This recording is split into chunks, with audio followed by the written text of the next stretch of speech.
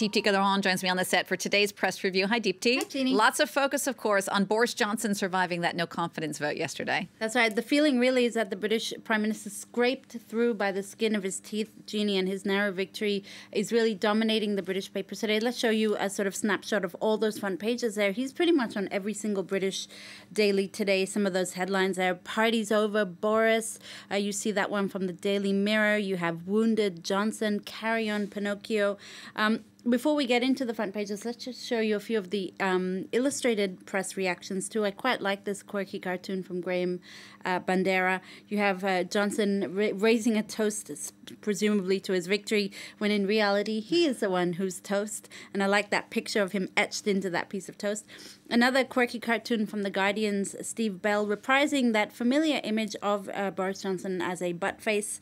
We have a golden chance to put this behind us now, Steve Bell says in this cartoon. There are a lot of equally mocking reactions on the front pages too, actually on the right from his own side. That's right. The Daily Star is quite brutal towards the British Prime Minister this Tuesday. Fibber PM survives to lie another day. The paper really calling it an embarrassing vote from Boris Johnson's own chums. Clinging to power, that's how the Guardian puts it. Columnist Martin Kettle has a really interesting article saying that Boris Johnson, even though he's won the vote, he's irreparably damaged, and politicians just don't come back from these kind of no-confidence votes. The Conservative Daily Mail is one of the few that shows a little support for Boris Johnson. The paper there saying that those who voted against him sort of essentially self-destructed as they opened the door now to a coalition of chaos with the Labour Party, noting as well that Boris Johnson, for his part, is focusing on the real issues at stake.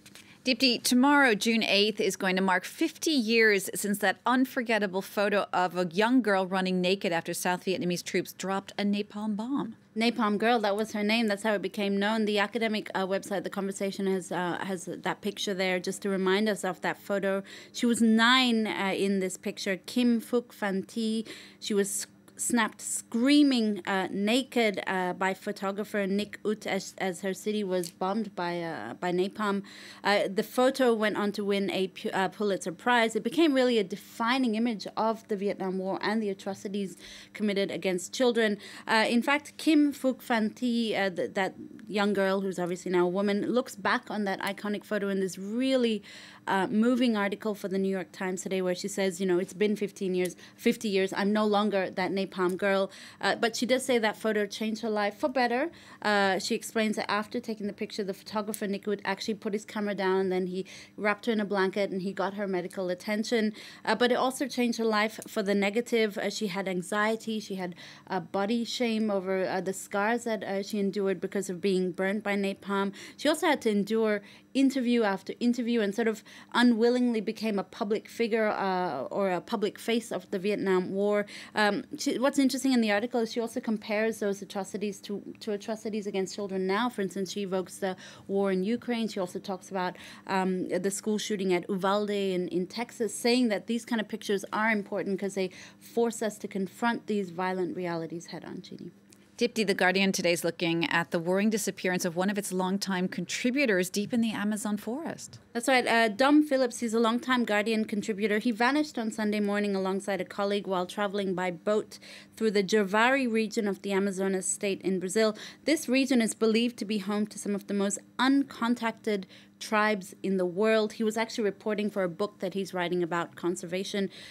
He was traveling with Bruno Arujo Pereira, a famed indigenous expert who's been working for years to protect these tribes living deep in the rainforest. Indeed, this region is also notorious for illegal mining, for drug trafficking as well, which is why their disappearance is so worrying. Phillips's wife has issued a plea really that's relayed by The Guardian today to Brazilian authorities really to step up the search and try and find these two men, Jeannie. Deepti, you're going to wrap up now with an article from the New York Times that's talking about a new social trend that's on the rise, a surprising one, punctuality. That's right. Punctuality is making a comeback, Jeannie. Who would have thought? In New York, at least, you can thank Mayor Eric Adams, because the mayor, unlike his predecessors, is very punctual, so much so that, according to his inner circle reported by the New York Times, that if you're on time, you're actually late. So that's how punctual he is. You can also thank the pandemic, really, for this new trend of being on time. time because now we're all sort of working from home. We don't really have an excuse to be late anymore. You know, it's not transport or getting caught up somewhere. So people are just increasingly on time. There's also the expectation because of working from home that we manage our time better and that there's just no excuse really to be tardy for anything anymore.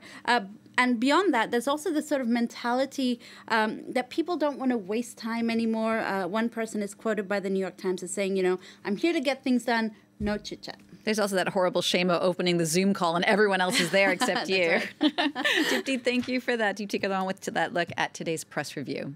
Now, remember, if you want to get a closer look, you can always check out all the press reviews on our website. The address is france24.com.